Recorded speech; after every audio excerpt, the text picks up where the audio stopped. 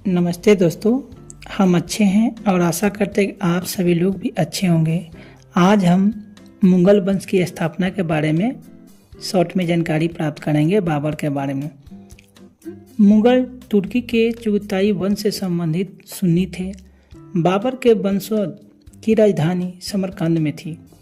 बाबर का जन्म 14 फरवरी 1483 में ट्रांस आक्सियन के छोटे राज्य फरगना में हुआ था, जिसे आज उज़्बेकिस्तान कहा जाता है। इनके पिता का नाम उमर शेख मिर्ज़ा था, जो तैमूर वंश के 5वें वंशज थे, एवं माता कुतलुग निगार खानम, जो चंगेज खां के 12वें कोई 13वें वंश भी कहता है कि वंशज थी। 1494 में 11 वर्ष की उम्र में बाबर फरगना का शासक बना, लेकिन उसके चाचा ने इसे फरगना छीन लिया। बाबर का पूरा नाम जहीरुद्दीन मोहम्मद बाबर था।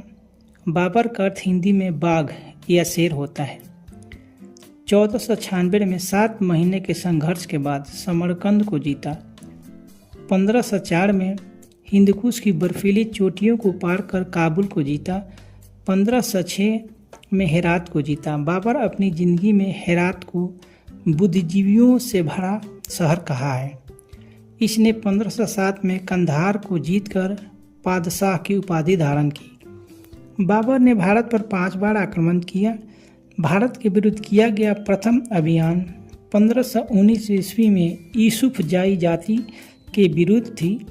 इसी क्रम में बाजौर और भेरा पर अधिकार कर लिया।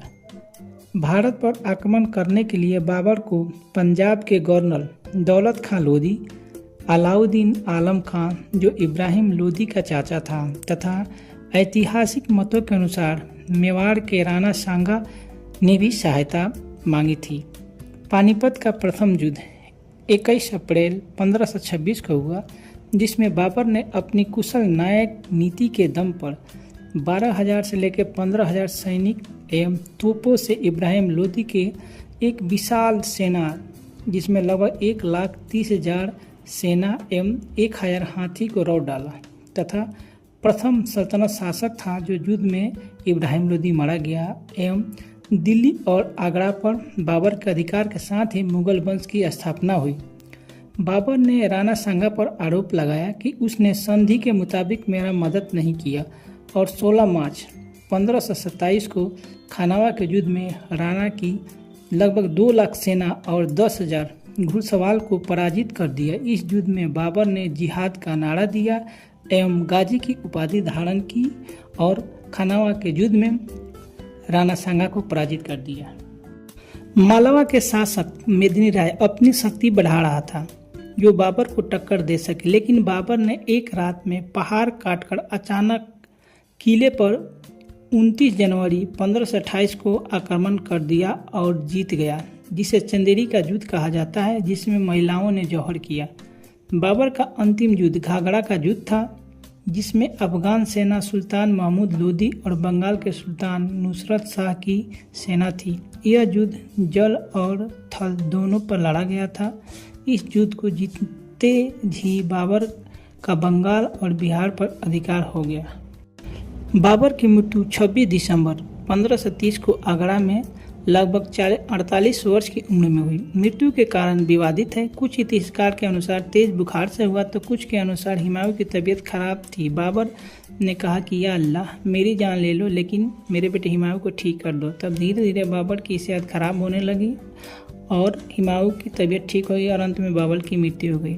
बाबर के 4 पुत्र थे, हुमायूं, कामरान, अस्करी एवं हिंदाल, तथा 2 पुत्री गुलबदन बेगम एवं मासूमा सुल्तान बेगम थी। बाबर ने पानीपत के प्रथम युद्ध में तोपखाने का प्रयोग किया था।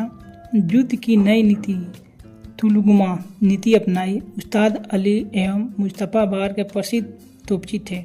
उसने चगताई में बाबरनामा के नाम से अपनी जीवनी लिखी।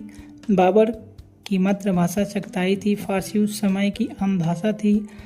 मुंबईयान नामक गद्य शैली का जन्मदाता बाबर को माना जाता है। बाबर अपनी उदारता के कारण कलंदर नाम से प्रसिद्ध था। बाबर ने तुर्की भाषाओं में अपनी आत्मकथा तुजुक ए बाबरी यानी बाबरनामा लिखी। दुनिया का पहला शासक था जिसने जो भी नदी सामने आती उसे तैर कर पार करता था। गंगा को 2 बार पार किया था। बाबर ने सर्वप्रथम बारूद का प्रयोग भेड़ा पर आक्रमण के समय किया और अपनी आत्मकथा में बताया है। आगरा में उसने ज्यामिति विधि से बाग लगाया जिसे नूर अफगान बाग कहा जाता है, जिसे आराम बाग भी कहते हैं। इसने सड़क नापने हेतु गज बाबरी नामक पैमाना का प्रयोग किया। बाबर ने पानीपत युद्ध जीतने के बाद काबुली बाग मस्जिद पानीपत में बनवाया, आराम बाग आगरा में बनवाया, सबसे पुराना मुगल गार्डन बनवाया, जामा मस्जिद संभल में बनवाया, बाग ए वफा का निर्माण काबुल में करवाया। बाबर को मृत्यु के उपरांत आगरा में दफनाया गया, लेकिन बाबर को उनकी सबसे पसंदीदा जगह बाग ए बाबर थी, क्योंकि उन्हें काबुल की प्राकृतिक सुंदरता और बागों से गहरा लगाव था, जहाँ वह हमेशा दफन होना चाहते थे। उनके अंतिम इच्छा के अनुसार 9 साल बाद उनके अवशेष को हुमायूं द्वारा काबुल के बाग ए बाबर में दफनाया गया, जो काबुल के चिहलस्तन क्षेत्र में स्थित है। बाबर को भारत में सबसे अच्छा पसंदीदा फल आम था और केले और नींबू भी थे। थैंक यू दोस्तों।